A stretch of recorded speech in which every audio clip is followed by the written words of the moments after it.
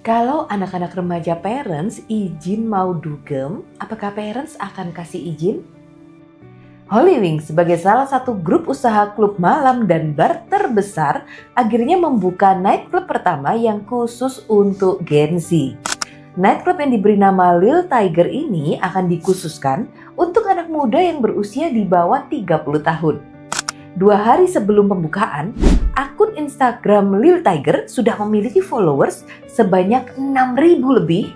Dan hal ini menandakan antusias Gen Z menyambut Lil Tiger sebagai nightclub yang eksklusif untuk mereka. Parents tentunya sudah tidak asing dengan istilah dugem atau nightclub. Atau mungkin parents juga pernah atau sering dugem waktu masih muda. Namun sebelum menjawab pertanyaan apakah orang Kristen boleh ngedugem, ada baiknya kita tahu sejarah dari dunia gemerlap ini. Karena dari sejarah kita akan mengetahui apa tujuan dan makna dari dunia gemerlap. Asal mula dugem lahir dari keresahan generasi baby boomers di Amerika dan Eropa yang lahir setelah Perang Dunia II usai dan tumbuh besar untuk menata kembali hidup yang lebih baik. Dengan rutinitas dan tekanan kerja yang membosankan dan melelahkan, generasi yang lahir antara tahun 1946 sampai 1964 ini membutuhkan hiburan setelah bekerja keras, seperti slogan work hard, play hard yang mereka anut.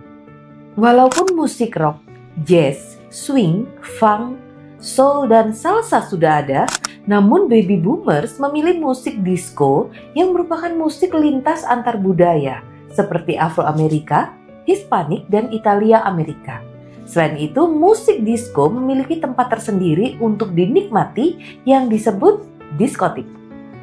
Diskotik berasal dari bahasa Prancis yang berarti perpustakaan piring hitam, yang menjadi media untuk memainkan musik disco. Diskotik menjadi sebutan lorong-lorong sempit di New York pada tahun 1960-an, di mana baby boomers menikmati musik disco sambil menari sensual, minum bir, dan menghisap marijuana hingga pagi hari. Diskotik dan musik disco menjadi pemersatu di mana orang-orang LGBT yang menyembunyikan identitasnya berani tampil dan menjadi tempat untuk berekspresi. Di Indonesia, nightclub atau diskotik mulai masuk di akhir tahun 1960-an. Usmar Ismail, tokoh terpandang dalam perfilman Indonesia waktu itu, terjun ke dunia ini ketika dunia perfilman lesu pasca G30 SPKI. Ia mendirikan Miraca Sky Club di lantai teratas Gedung Sarina Jakarta yang menjiplak habis konsep nightclub atau diskotik di Eropa dan Amerika. Dengan menyediakan minuman keras, hostess, live music, hingga tarian telanjang sebagai sajian andalan. Survei yang diadakan di Inggris pada tahun 2017 hingga 2018, hampir 60% anak muda rutin mengunjungi bar atau klub. Walaupun belum ada data di Indonesia, namun gambaran anak muda di Inggris bisa mencerminkan anak muda di Indonesia. Apalagi dengan antusiasnya anak muda terhadap Lil Tiger yang dikhususkan bagi mereka. Tujuan anak muda ngedugem juga beragam, dari yang untuk mencari hiburan dan rekreasi, menikmati musik dan tarian, bersosialisasi dan bertemu dengan orang baru, tempat mengekspresikan diri, hingga pengalaman visual dan sensorik yang mengagumkan. Namun, menilik sejarahnya, dugem memang masih memiliki image negatif di masyarakat Indonesia yang beragama. Faktanya, beberapa tempat diskotik atau klub malam banyak yang ditutup karena terbukti ada praktik transaksi obat-obat terlarang dan prostitusi terselubung.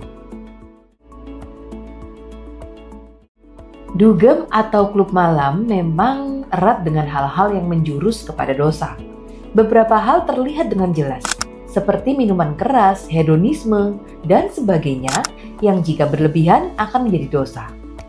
Sebagian lagi bisa jadi terselubung, seperti obat-obatan terlarang dan prostitusi yang jelas-jelas adalah dosa. Oleh karena itu, kita harus menjauhkan diri dari godaan-godaan demikian. Kepada para murid-Nya, Tuhan Yesus berkata, "Berjaga-jagalah dan berdoalah, supaya kamu jangan jatuh ke dalam pencobaan.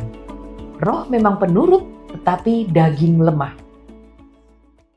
Alasan kita harus menjauhkan diri dari godaan dosa adalah karena daging kita lemah. Walaupun mungkin saja tekad kita kuat.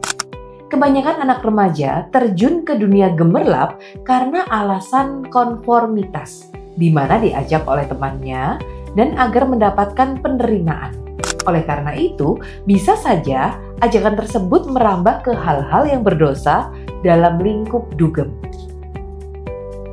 Selain itu, orang tua harus mengajarkan firman Tuhan kepada anak-anak remaja untuk tidak turut dalam perbuatan-perbuatan gelap.